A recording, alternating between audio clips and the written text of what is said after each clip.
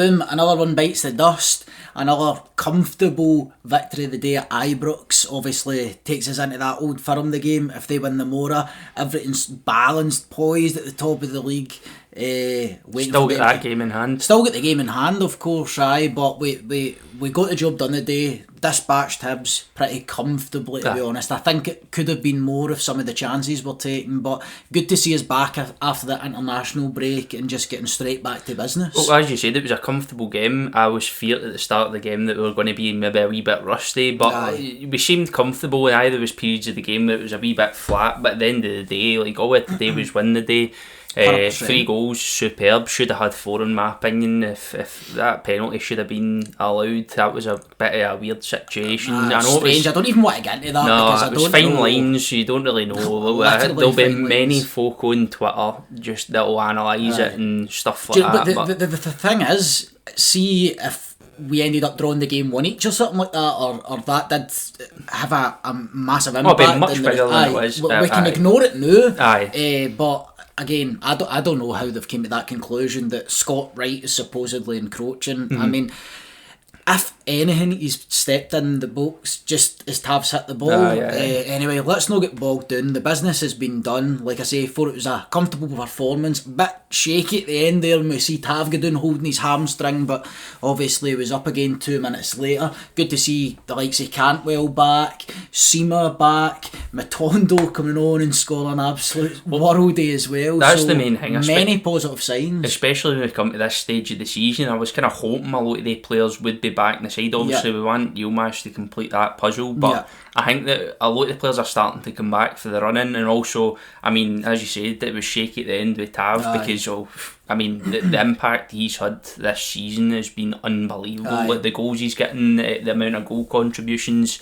Obviously he took his goal well, so it would have been a complete and utter disaster in my opinion, and it's one of the things where you look and compare him to maybe the start of the season, and it kind of shows you that we put a lot of the blame on the players at the start of the season, and they were a big part of that. At the end of the day, it's the players that are on the park, but it's amazing to see how the players have moved on with that kind of attitude change, and Tav's been one of the biggest, he's had one of the biggest impacts as well. I think as well, even Clement, he seems to be he gets the most out of everybody in every position. Even the players coming on as subs, you can tell that sometimes players coming on as a sub, or even the likes of like Scott Wright, who hadn't been a big feature in the starting 11, is, I would say he's come on to a bit of a game as well. I thought looked pretty threatening the day. Looked honestly like a quality player at times. I thought he done well in the Benfica game, obviously the last game that we played, and he's kind of stepped up to the plate as well when we've needed him. Obviously with McCausland we've been hampered with injuries all through the pitch, to be honest,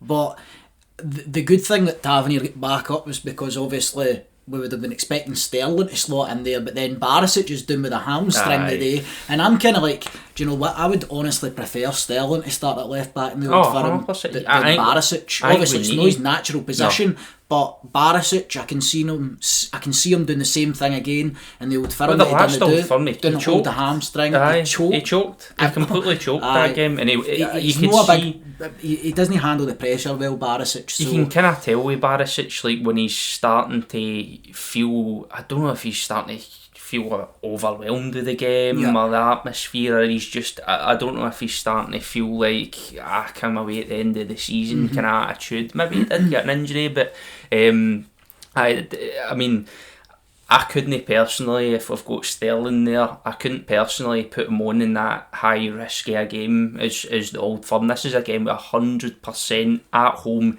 need to win. No exceptions. This need to win it. I mean, we said weeks ago, I can't remember at what point of the season it was, but I remember saying a few weeks ago, it's literally everything builds up to this one where we cannot lose this at home. We've already lost 2 of the Old Firms, now we've got a chance, we've got the momentum behind us, we're starting to bring players back for injury. Some of the likes of Silva's performing, Dessers looks like he's, I don't want to say I don't want to jinx Dessers, but because we've done this prior in the season and went, oh, do you know what, he looks like a player now. But Dessers is one of the players that I don't think MD's ever, no matter how many times he scores, I don't think I can never be fully convinced of him, because at the same time the sitters are still there.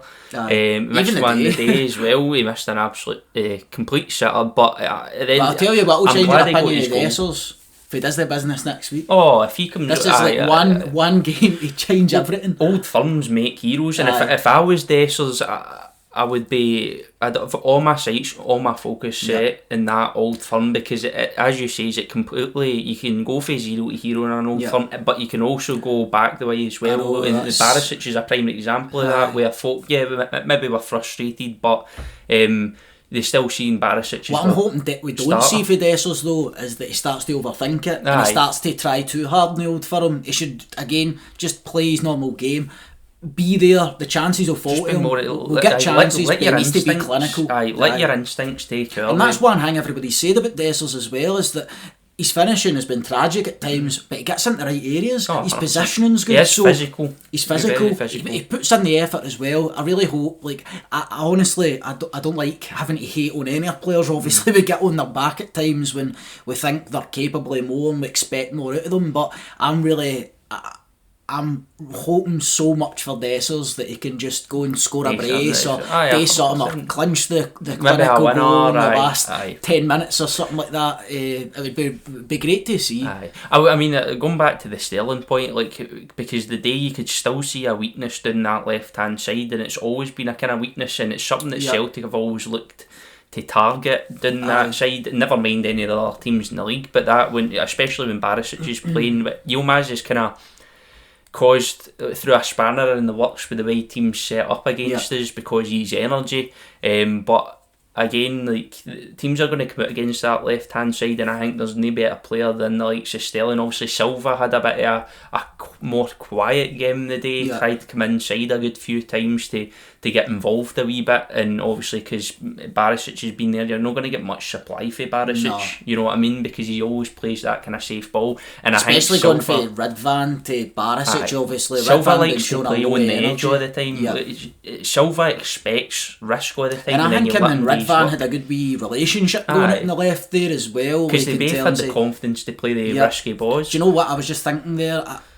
I'm kind of convinced in what the starting 11 will be. There'll not be too many changes come next week, but I'm really interested in how it shapes up sort of tactically, because even the day against Hibs, you've seen that Clement is just encouraging us to play so high up the park that even Hibs managed to hit us a few times in the counter the day. Obviously, we've seen that to the nth degree against Benfica, where at times we had literally one, maybe two at most back covering. So it'll be interesting to see if we, and I assume that Clement's not going to change anything personnel-wise or tactically. I mean, we've been quoted a couple of times with the likes of Kyogo. How is he going to respond to the way Kyogo plays? Because we get quoted earlier on in the season with that kind of ball, the same kind of ball that we conceded against the likes of Majowski. Majowski was really good at that, just playing on the edge of the defence, one long ball forward, and he just a wee bit of pace. It'll be interesting to see how Celtic approach coming to Ibrox. Obviously, we're the informed team.